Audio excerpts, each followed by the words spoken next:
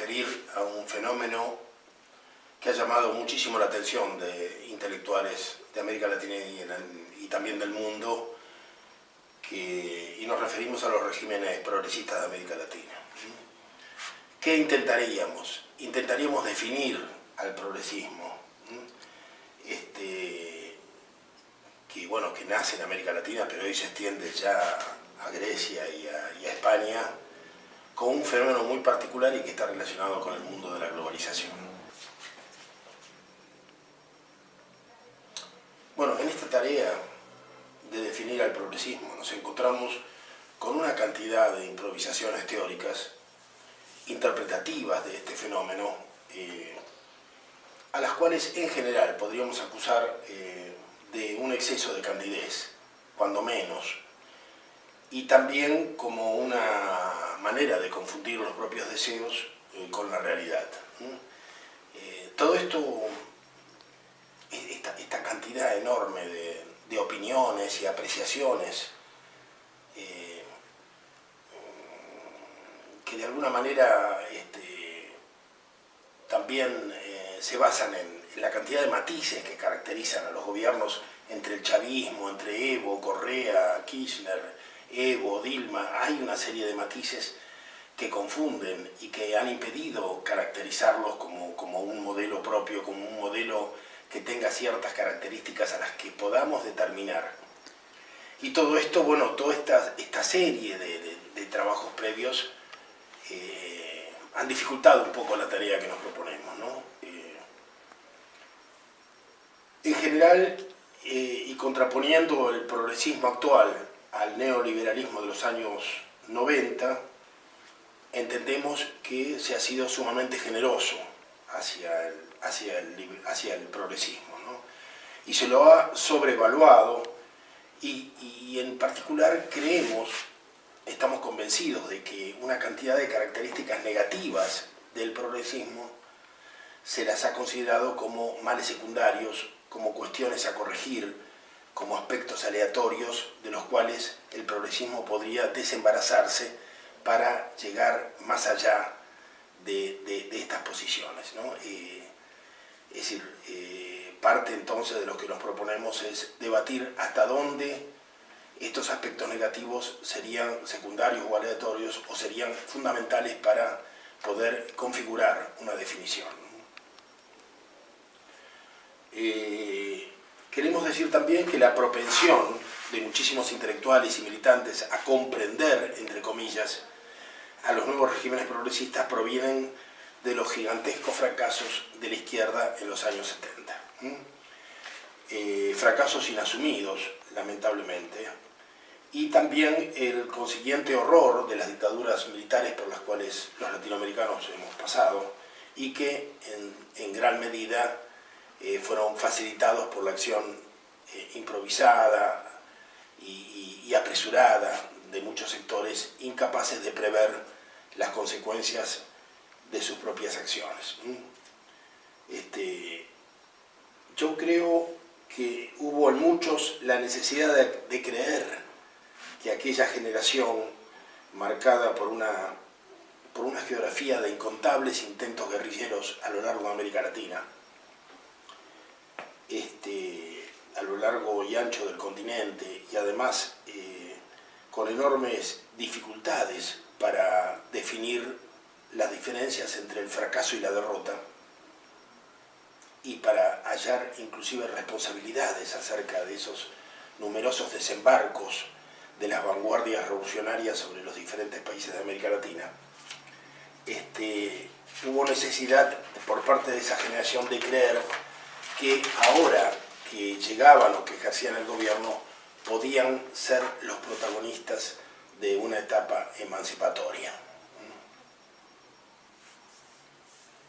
En realidad, nosotros pensamos que los regímenes progresistas no son sino la expresión de nuevas colonialidades propias de épocas en que rigen los intereses de los mercados globales. El creciente poderío de las corporaciones transnacionales por encima de los estados nacionales, y además el ascenso imparable de China como nueva potencia con todas sus insaciables necesidades de materias primas y de commodities. Todo esto configura un panorama en el cual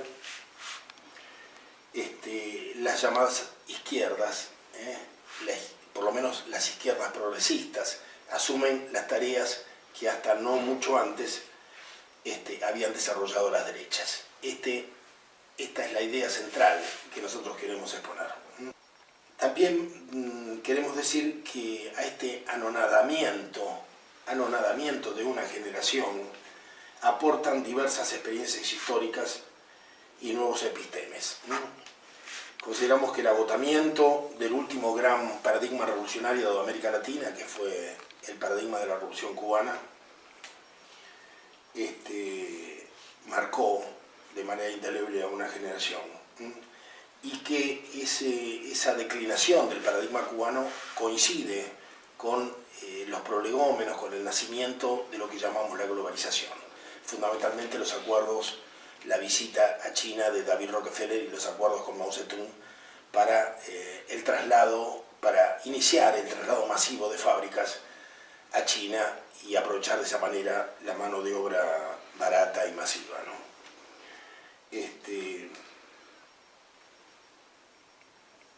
Como consecuencia de esa etapa que se inicia y que llamamos globalización y que nos ha costado muchísimo diferenciar del capitalismo anterior, una de las situaciones que podemos visualizar es que el horizonte revolucionario que caracterizaba las luchas militantes de América Latina desaparece. La categoría misma desaparece, ya no se menciona. Y lo que queda es un enorme cansancio generacional y una nueva doctrina, que es el posibilismo. El posibilismo. Hacer lo que es posible, sobre todo en relación a una supuesta correlación de fuerzas que no nos es demasiado favorable y por lo tanto justifica nuestras limitaciones y nuestras pobrezas de sueños y de proyectos. En primer lugar, queremos definir el modelo extractivo. El modelo extractivo que nosotros hemos llamado de los agronegocios, que en realidad es un modelo agroexportador de commodities y de materias primas. Es un modelo que profundiza el despoblamiento del campo en los marcos planetarios en que las corporaciones necesitan territorios vacíos, sobre todo para una agricultura a una gran escala. Y por otra parte es un modelo que concentra las poblaciones en los conurbanos de las grandes ciudades. Después vamos a ver cómo se complementa esto con asistencialismo y con políticas clientelares, pero en realidad queremos hablar primero del modelo económico, porque es el punto de coincidencia con muchísimos pensadores y con muchísimos intelectuales, donde podemos encontrar un lenguaje común. El modelo de los agronegocios, un modelo extractivo, un modelo que incorpora la megaminería, que incorpora el fracking, que despuebla el campo, que ignora los desastres ambientales, una absoluta despreocupación por la ecología, un modelo que practica el culto a la tecnologización y desde esta perspectiva realiza una campaña muy fuerte a favor de las biotecnologías o de las nanotecnologías, considerándolas como una especie de nuevo culto que se propaga y que nos rescataría del atraso. Y es un modelo que se plantea o que concibe nuevas dependencias, no tan solo a los mercados globales, sino también a China. Y esta es una de las características de esta situación que maneja la izquierda: la creciente dependencia al coloso chino. Hoy en América Latina se equiparan las exportaciones de petróleo a los Estados Unidos con el petróleo que va a China. La megaminería en buena medida ha quedado en manos de consorcios chinos, y en la Argentina hasta tenemos ya una base militar de los chinos. O sea, hay una interpenetración profunda con una economía absolutamente dominante, ya que el 90 y pico por ciento de lo que exportamos es materia prima o economía primarizada, y el 90 y pico por ciento de lo que importamos de China son productos acabados y alta tecnología. O sea, una relación absolutamente colonial. Esto sería el modelo extractivo de los agronegocios, y confiamos en que hasta allí aquellos que nos sigan estén de acuerdo con nosotros. El tema viene cuando establecemos el nivel político que maneja, que conduce, que expresa este modelo de los agronegocios, el de los gobiernos progresistas. Podemos caracterizarlos, podemos intentar caracterizarlos. Hay un neodesarrollismo político que pone el acento en el puro crecimiento, que se basa fundamentalmente en las divisas que aportan las ingentes exportaciones. Hay un Estado que se va transformando y sometiéndose gradualmente a lógicas empresariales. Hay un discurso de Cristina que es muy explícito en este sentido. Dice ella, nosotros estábamos contra las patentes, pero ahora que el Estado argentino, en combinación con algunas corporaciones como Bioceres, también ha establecido patentes de semillas, entonces ahora hemos cambiado y ahora estamos a favor de las patentes, porque queremos comercializar las patentes nuestras. Bueno, este tipo de lógicas empresariales se han incorporado al Estado, que además es un Estado botín absolutamente de una clientela política y de una clase, de sectores medios, y que es un Estado botín de la propia militancia, ¿no? Otra de las características muy fuertes de estos gobiernos progresistas es el asistencialismo. Un asistencialismo tremendo. En la Argentina, según se calcula, estamos cerca de los 18 millones de personas que de una manera u otra están siendo subsidiados, asistencializados o mantenidos de una u otra forma por el Estado. Y este asistencialismo se traduce rápidamente en clientelismo, fraude, una democracia de bajísima intensidad, y un modo de perdurar en el manejo del Estado, ¿no? La tecnociencia, un tema que nos preocupa, la tecnociencia, o sea, ya no estamos hablando de ciencia, tampoco estamos hablando de ciencia empresarial, estamos hablando de una mezcla de cosas que es lo que se transmite a las nuevas generaciones. Y por último, un fuerte posicionamiento en el campo de la retórica y de la lucha por los medios.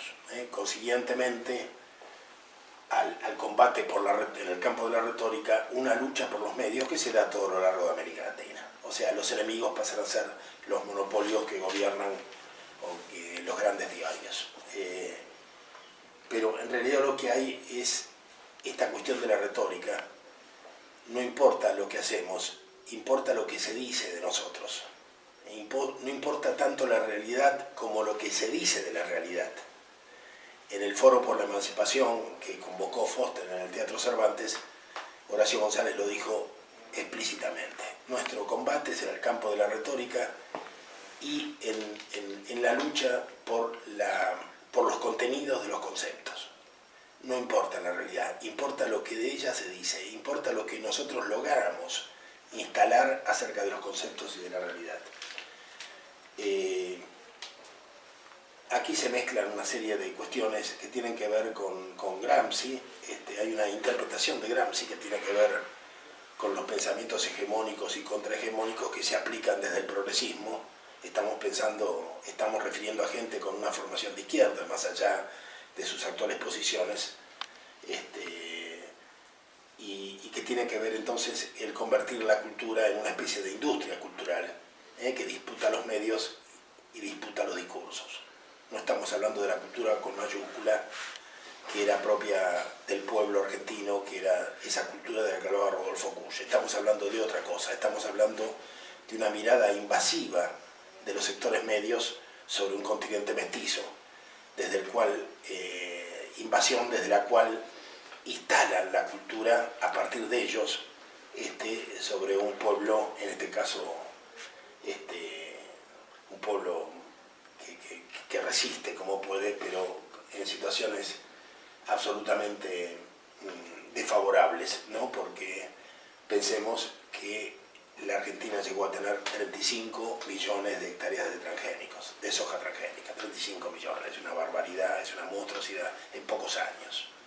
Además, un país que fue arrancado de un modelo de la calidad que lo había caracterizado siempre para ser trasladado brutalmente a un modelo de la cantidad en todos los terrenos de la vida cotidiana de los argentinos. Una sociedad que fue trasladada del campo de los deberes sociales y de los compromisos que sentía el argentino medio hacia el campo de los derechos humanos, donde ahora todo, cada vez la dependencia al Estado es mayor, cada vez la dependencia a estos sectores progresistas es mayor y donde de ellos depende la solución a los problemas. Bueno, tenemos entonces un modelo extractivo y tenemos su correlato político. Aquí empieza el verdadero debate. Nosotros pensamos que ese modelo progresista es el correlato necesario y funcional al modelo extractivo. El hecho de que no se acepte hasta ahora por muchos sectores militantes esta ecuación ha permitido las confusiones que existen, ha permitido una enorme cantidad de derrotas, de fracasos y también que las luchas pongan el acento estratégico en corregir el modelo, a tal punto que cada victoria que nosotros tenemos en realidad es una gran derrota. O sea, cada vez que nosotros logramos que el modelo biotecnológico, agrícola biotecnológico y su complemento que es las fumigaciones, cada vez que conseguimos que retrocedan 100 metros desde los límites de las ciudades, en realidad lo que estamos consiguiendo es a la vez afirmar que la vida se realiza solamente en las ciudades, que son las que serían preservadas, y por otra parte estamos permitiendo el constante discurso de Groho Copatel a favor de las buenas prácticas y a favor de que el problema es la ausencia del Estado, que el empresariado tiene la obligación de producir como sea y que el Estado le tiene que poner límites, con lo cual se exime de culpas a los ojeros y carga sobre la incapacidad del progresismo las propias aberraciones. Este tema de la estrategia, de dónde poner el acento, nos parece fundamental. Y para eso es necesario comprender que entre estos dos niveles que hemos determinado, el del modelo extractivo y su correlato político, hay una amplia zona de legitimación y funcionalidad que es la que vamos a describir ahora.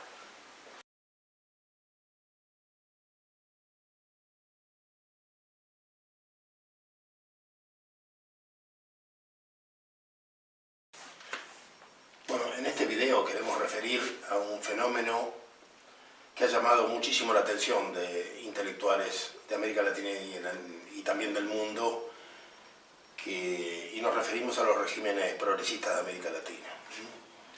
¿Qué intentaríamos? Intentaríamos definir al progresismo, que nace en América Latina, pero hoy se extiende ya a Grecia y a España, con un fenómeno muy particular y que está relacionado con el mundo de la globalización. Bueno, en esta tarea de definir al progresismo nos encontramos con una cantidad de improvisaciones teóricas que de alguna manera también se basan en la cantidad de matices que caracterizan a los gobiernos entre el chavismo, entre Evo, Correa, Kirchner, Evo, Dilma. Hay una serie de matices que confunden y que han impedido caracterizarlos como un modelo propio, como un modelo que tenga ciertas características a las que podamos determinar. Y todo esto, bueno, toda esta serie de trabajos previos han dificultado un poco la tarea que nos proponemos, ¿no? En general, y contraponiendo el progresismo actual al neoliberalismo de los años 90, entendemos que se ha sido sumamente generoso hacia interpretativas de este fenómeno, a las cuales en general podríamos acusar de un exceso de candidez, cuando menos, y también como una manera de confundir los propios deseos con la realidad. Todo esto, esta cantidad enorme de opiniones y apreciaciones